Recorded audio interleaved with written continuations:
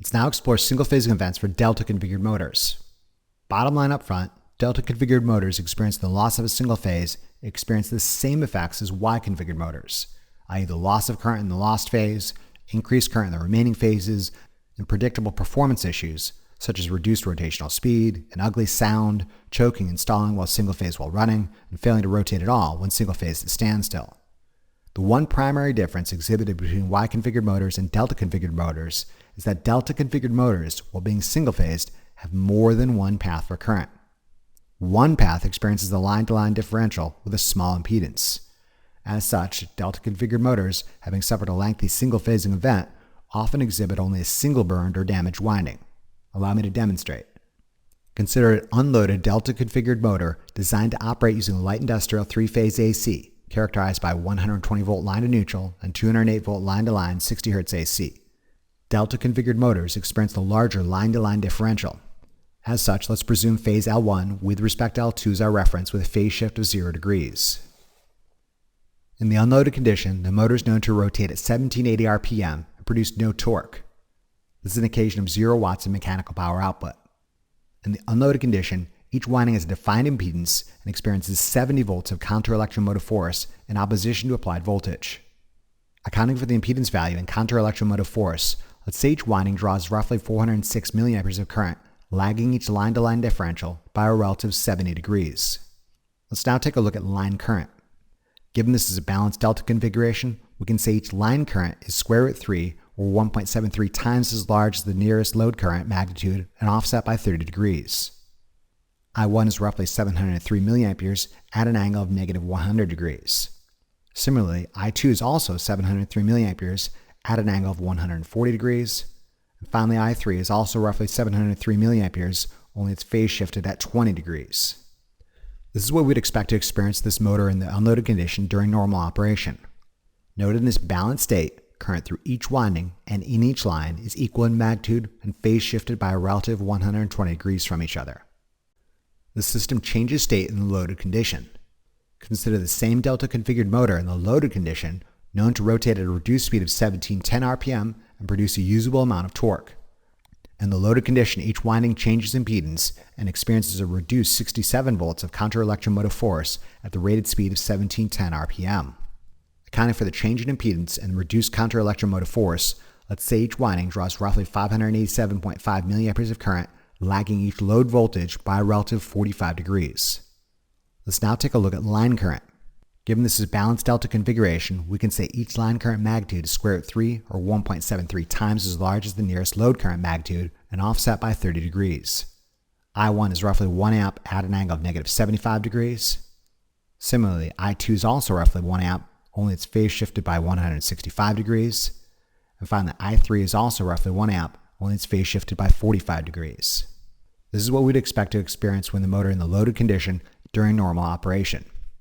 As previously, note in the balanced loaded condition, current through each winding and in each line is equal in magnitude and phase shifted by a relative 120 degrees from each other. You note in the loaded condition, more current is being drawn by the motor windings because more real power is being consumed by the motor.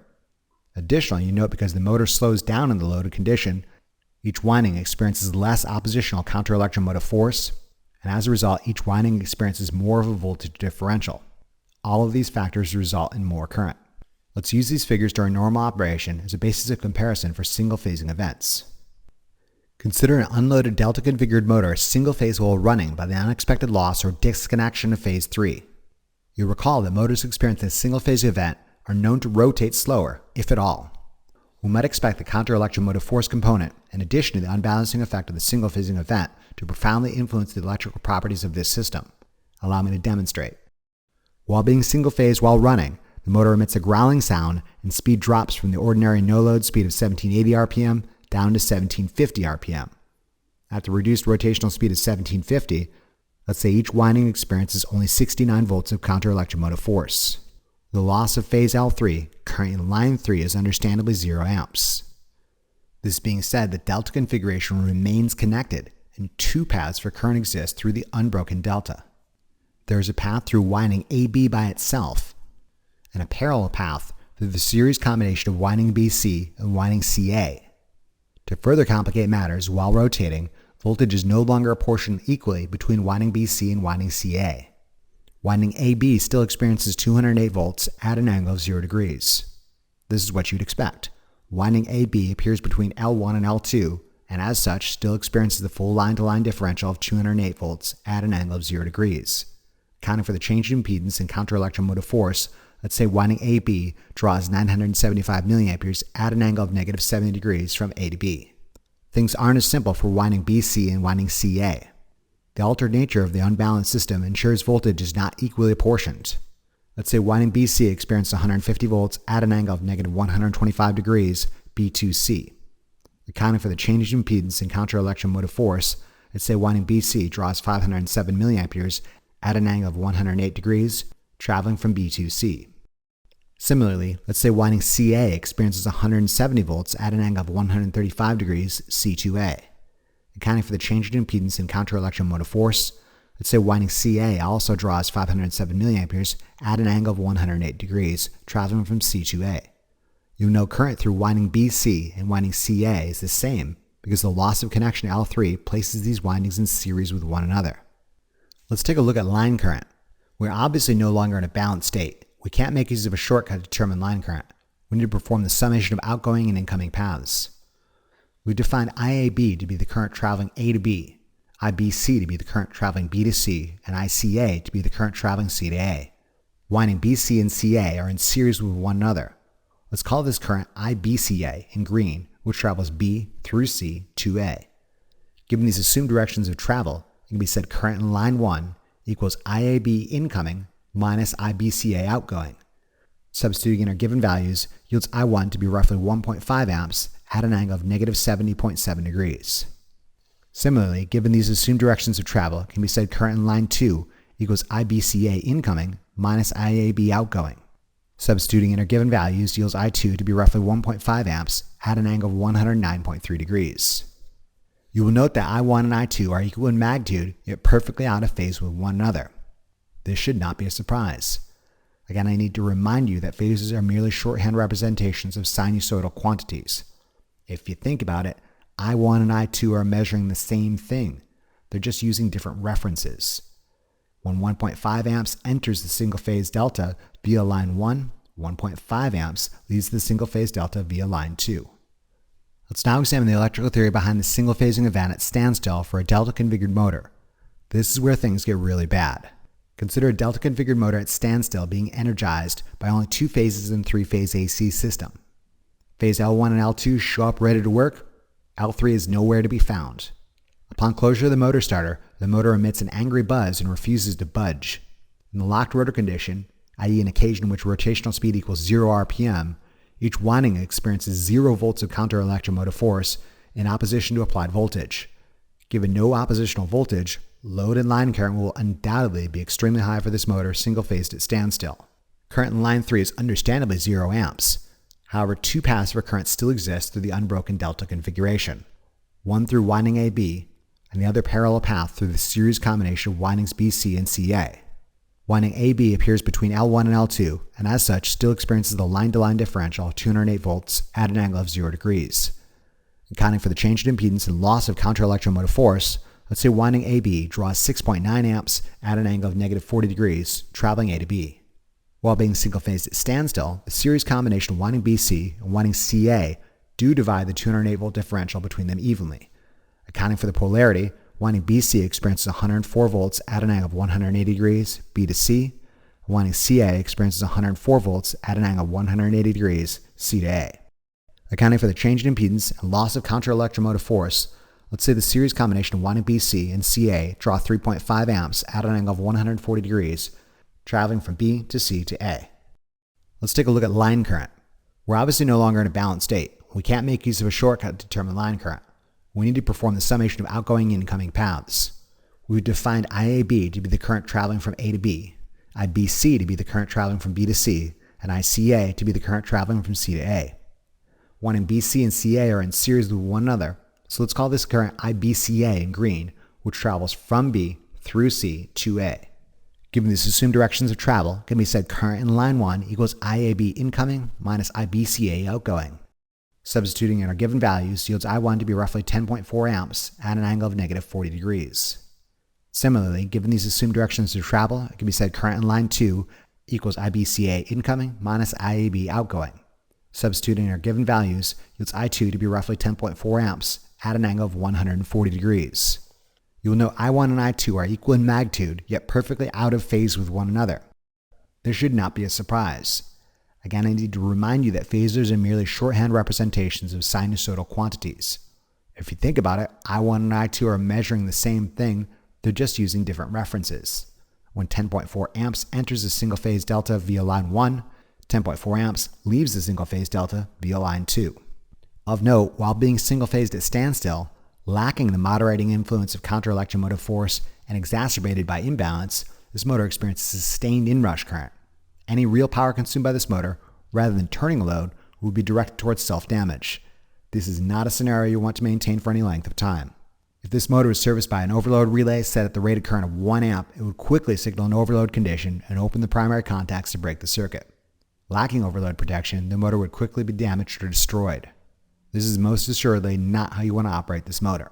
You know, winding AB experiences the full line-to-line differential between L1 and L2, and as a result, draws substantial current.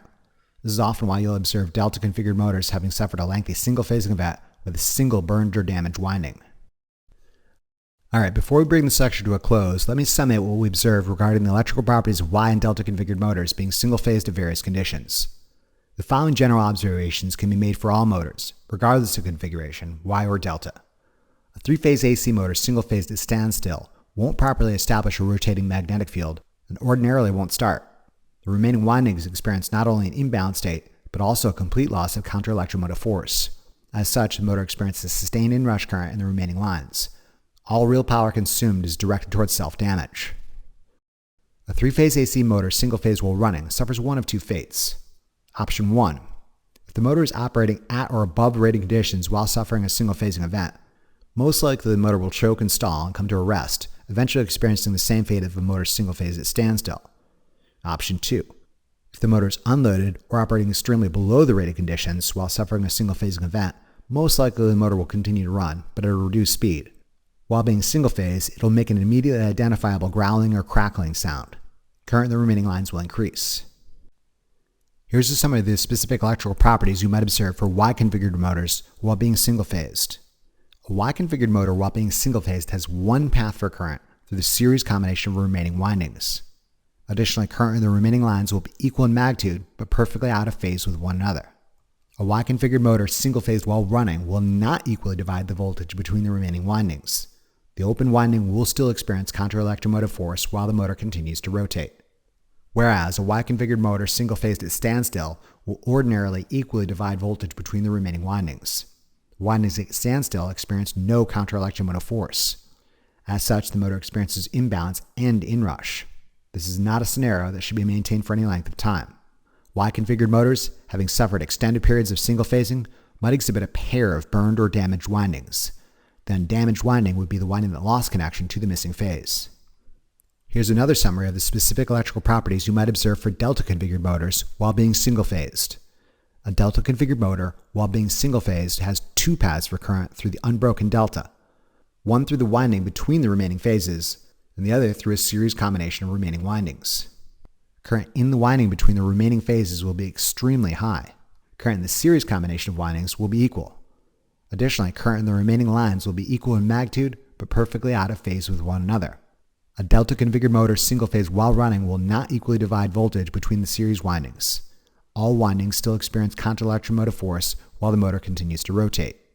Whereas a delta-configured motor single-phased at standstill will ordinarily equally divide voltage between the series windings. The windings at standstill experience no counter-electromotive force. As such, the motor experiences imbalance and inrush. Again, this is not a scenario that should be maintained for any length of time. Delta-configured motors having suffered extended periods of single-phasing might exhibit a single burned or damaged winding. Actually, let me rephrase that.